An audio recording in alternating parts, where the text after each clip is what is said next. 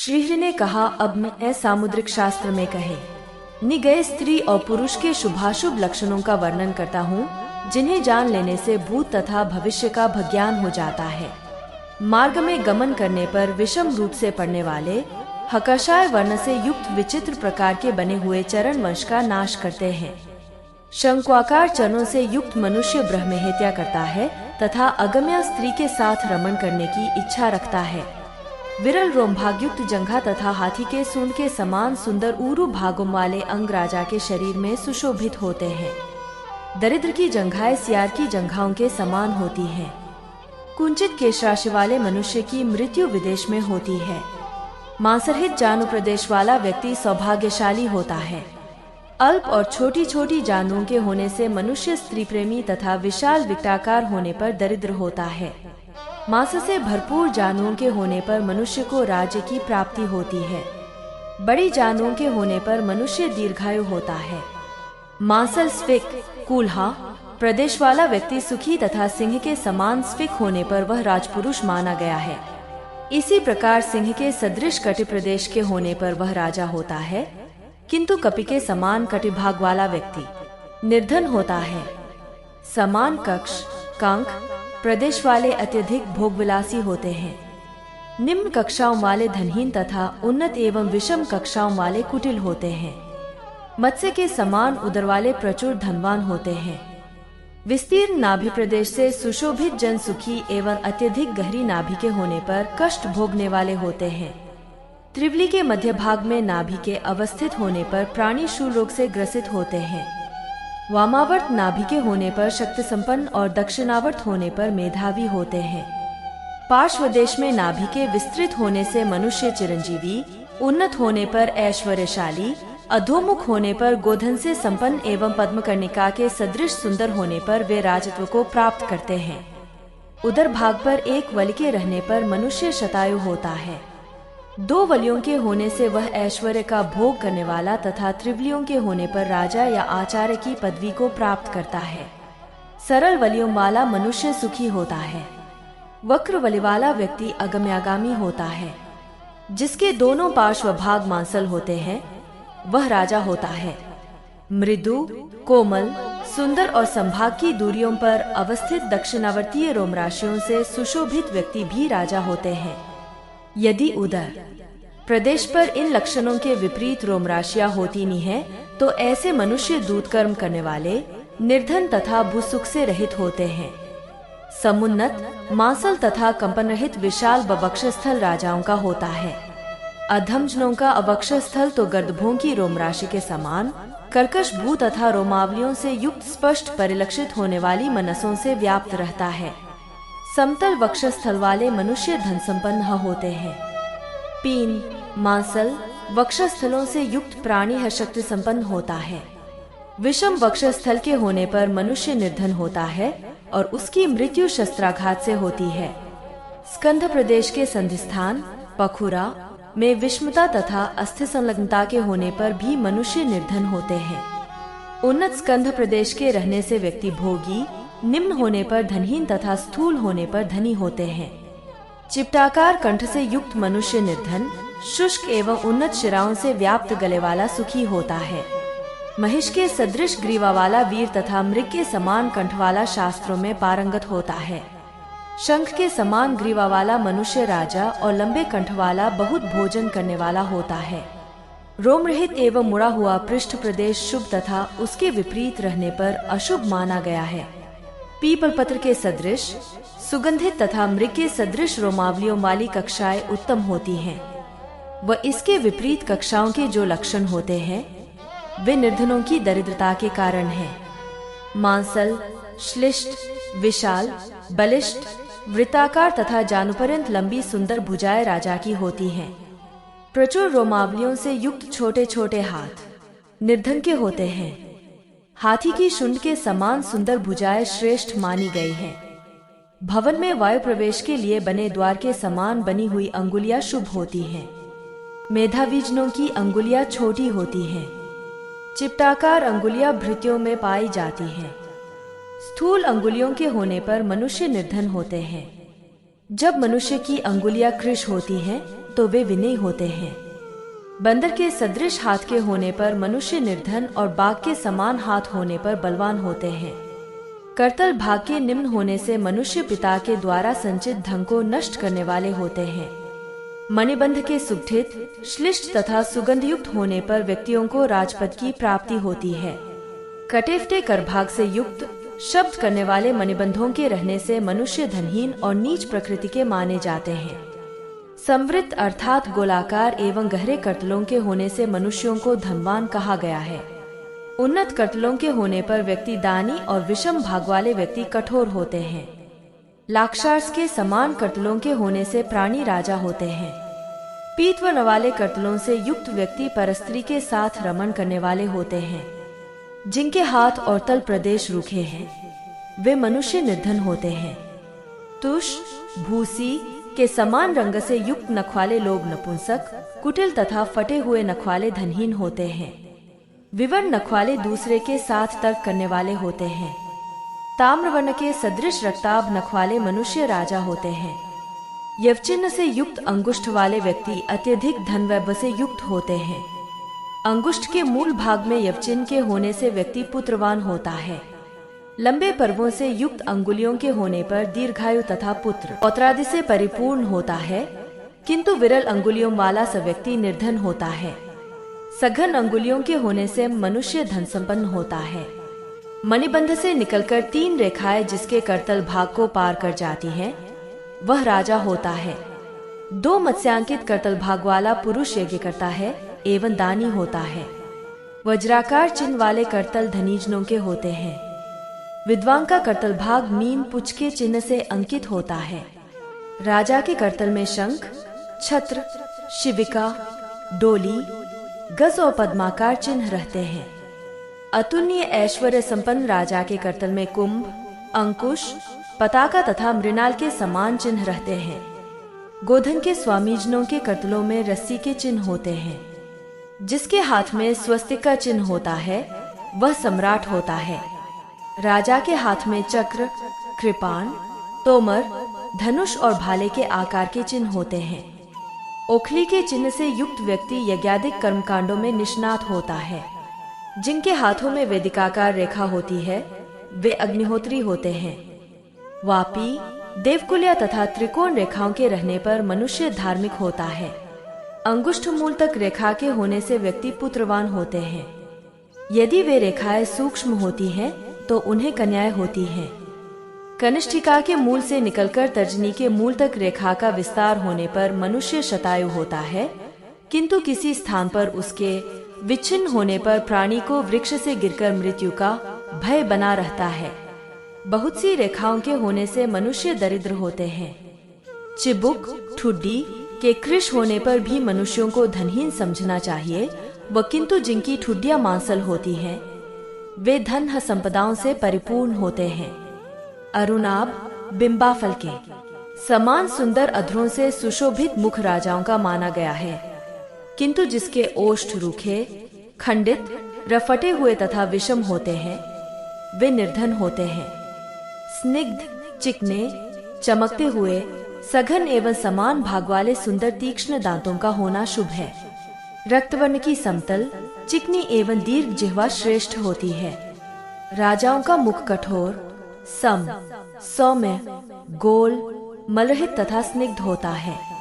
दुख भोगने वाले लोगों में इन लक्षणों के विपरीत लक्षण होते हैं। कुत्सित एवं भाग्यहीनों को स्त्रीमुखी पुत्र प्राप्त होता है।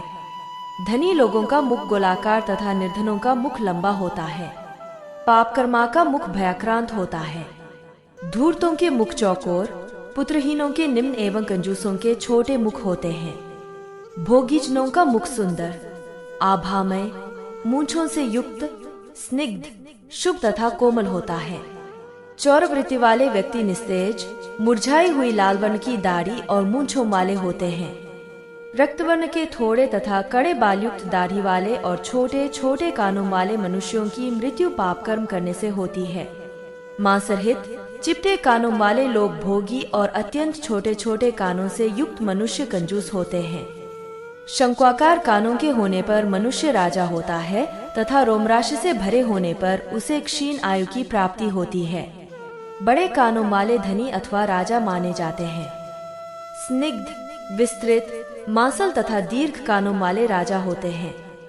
निम्न गंडस्थल वाला भोगी और पूर्ण सुडौल एवं सुंदर होने पर मनुष्य मंत्री होता है। सुग्गे की नासिका के समान सुंदर नासिका वाला व्यक्ति सुखी और शुष्क नासिका वाला दीर्घजीवी होता है। नासिका का अग्रभाग छिन्न तथा कूप के समान नासिका के होने पर मनुष्य अगम्या स्त्री के साथ सहवास करता है। दीर्घ नासिका के रहने पर वो सौभाग्यवान एवं आकुंचित अर्थात टेढ़ी नासिका होने से व्यक्ति चौकार्य में प्रवृत्त होता है। नासिका के चिपटी होने पर मनुष्य की अकाल मृत्यु होती है। भाग्यवान की नासिका छोटी होती है। चक्रवर्ती सम्राट की नासिका में छोटे छोटे गोल और सीधे सच्छिद्र होते हैं। दक्षिण भाग की ओर नासिका के वक्रप होने पर मनुष्यों में क्रूर स्वभाव होता है। वक्र उपांत भागों से युक्त तथा पद्मपत्र के समान व सुंदर नेत्र सुखी लोगों के होते हैं। बिल्ली के सदृश नेत्रों के होने पर मनुष्य पापात्मा तथा मधु पिंगलवन वाले नेत्रों के होने पर वह दुरात्मा होता है। केकड़े के नेत्रों की भांति नेत्र होने से व्यक्ति क्रूरव और हरितवर्ण के नेत्र वाले पापकर्म में अनुरक्त होते हैं। वक्र नेत्र बलवान पुरुषों का लक्षण है। हाथी के समान नेत्रों वाले मनुष्य सेनानी होते हैं। गंभीर नेत्रों वाला पुरुष राजा तथा स्थूल नेत्रों वाला मंत्री होता है। नीलकमल के सदृश नेत्रों के होने पर व्यक्ति विद्वान तथा श्याम वर्ण के नेत्र वाले सौभाग्यशाली होते हैं। कृष्ण वर्ण के तारक बिंदुओं से युक्त नेत्रों वाले पुरुषों में उत्पाटन क्षमता होती है। मंडलाकार नेत्रों के होने पर व्यक्ति पापी तथा दैन्य भावयुक्त नेत्र वाले मनुष्य दरिद्र होते हैं। सुंदर एवं विशाल नेत्रों वाले संसार में विभिन्न प्रकार के सुखों का उपभोग के करते हैं। जिनके नेत्र अधिक उन्नत अर्थात ऊपर की ओर अधिक उठे होते हैं वे अल्पायु होते हैं। विशाल और उन्नत नेत्रों के होने पर मनुष्य सुखी होते हैं। विषम भौहों वाले दरिद्र होते हैं तथा दीर्घ, सघन, एक दूसरे से संयुक्त, बालचंद्र के सदृश पतले, वक्र एवं उन्नत सुंदर भौहों से सुशोभित व प्राणी धनवैभव से संपन्न होते हैं। मध्य भाग में कटी हुई भौहों के होने पर मनुष्य निर्धन तथा जुकीव, रहाई भौहों के होने से अगम्या स्त्रियों में रत रहने वाले और पुत्र से रहित होते हैं। उन्नत, विशाल, शंखाकार एवं विषम मस्तक होने पर पुरुषों में निर्धनता और अर्धचंद्राकार ललाट के होने पर वे धन संपन्नता से परिपूर्ण रहते हैं। सीप के समान आभा वाले तथा विशाल मस्तक वाले आचार्यक पद को सुशोभित करते हैं। जिनके मस्तकों पर शिराएं स्पष्ट प्रतीत होती रहती हैं वे पापकर्म में लगे रहते हैं। उन्नत शिराओं से युक्त स्वस्तिकाकार सुंदर ललाट के होने पर मनुष्य धनवान तथा निम्न ललाट के होने पर बंदी बनाए जाने योग्य होते हैं और क्रूर कर्मों को करते हैं। गोल ललाट वाले, कृपण और उन्नत भाल वाले राजा होते हैं। लोगों का अश्रुहित, दीनतारहित, स्निग्ध रुदन मंगलकारी होता है तथा अविरल अश्रुधार वाला दैन्य भाव को प्रकट करता हुआ रूखा रुदन सुखकारी होता है। कंपन रहित हंसी श्रेष्ठ होती है। आंख मूंदकर हंसने वाला व्यक्ति पापी होता है। बार बार हंसने वाला दुष्ट होता है और उन्मत्त की हंसी अनेक प्रकार की होती है। 100 वर्ष तक जीवन प्राप्त करने वाले लोगों के मस्तक पर 3 रेखाएं होती हैं। मस्तक पर 4 रेखाओं के होने पर मनुष्य राजा होता है और उसकी आयु 95 वर्ष तक होती है। रेखारहित ललाट वाला व्यक्ति 90 वर्ष जीवित रहता है। विच्छिन्न रेखाओं से व्याप्त मस्तक वाले पुरुष लंपट होते हैं।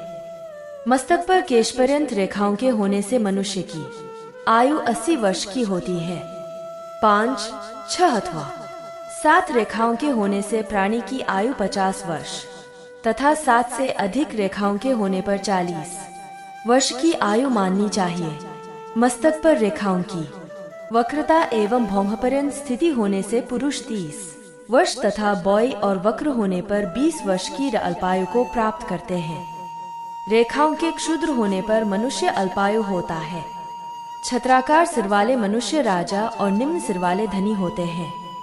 चिपटे सिर से युक्त पुरुषों के पिता की मृत्यु शीघ्र होती है। मंडलाकार सिर होने पर व्यक्ति गौ आदि प्राणियों से संपन्न होते हैं।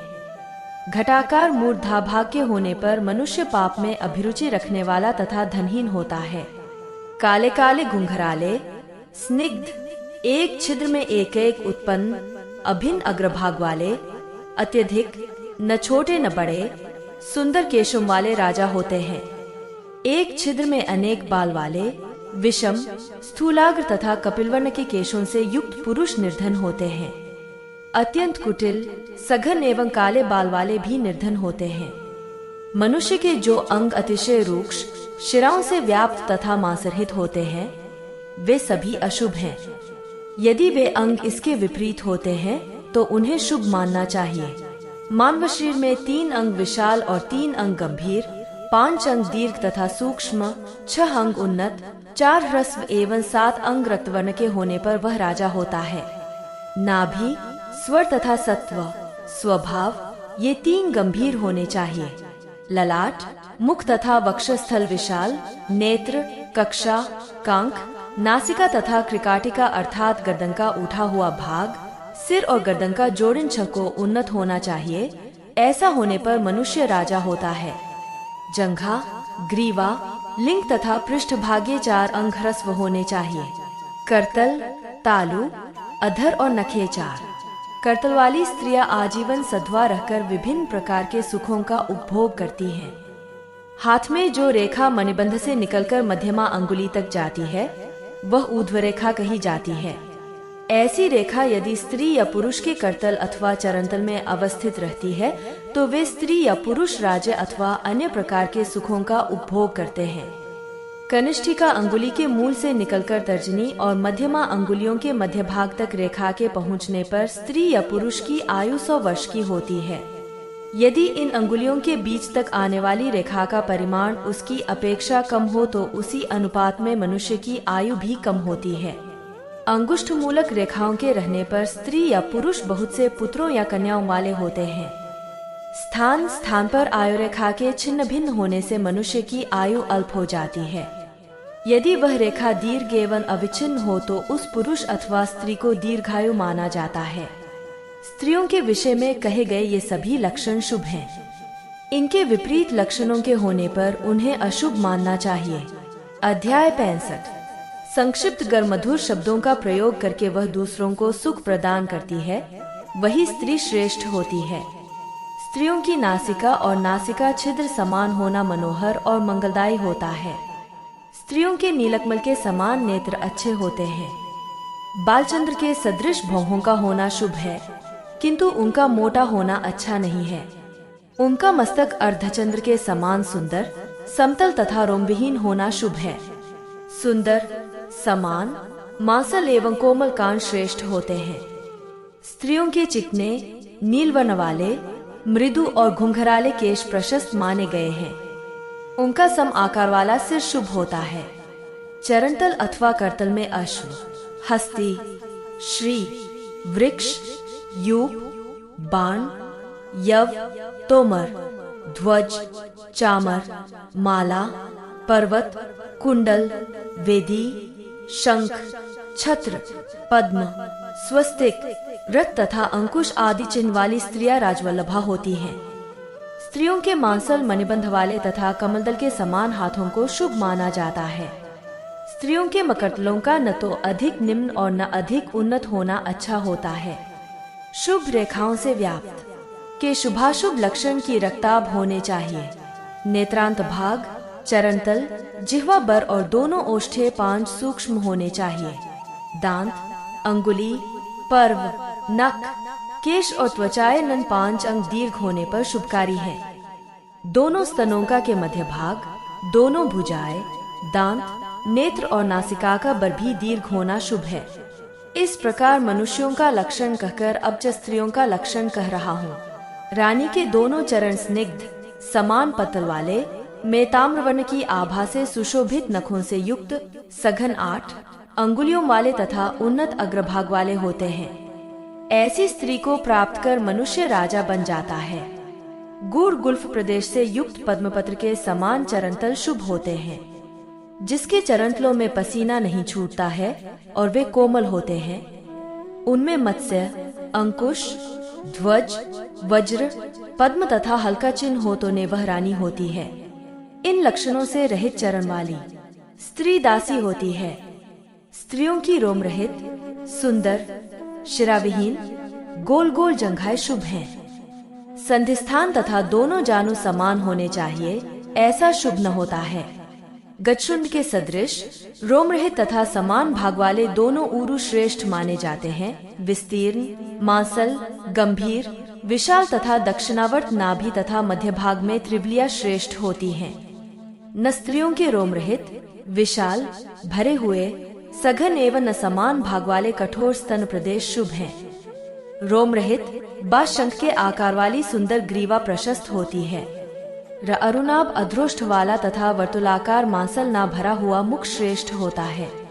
कुंद पुष्प के समान एक दंत पंक्ति तथा कोयल की भांति वाणी शुभ होती ने है, जो सदैव दाक्षिण्य भाव से परिपूर्ण रहती है, पर उसमें शक्ता नहीं होती, अपितु हंसों के समान।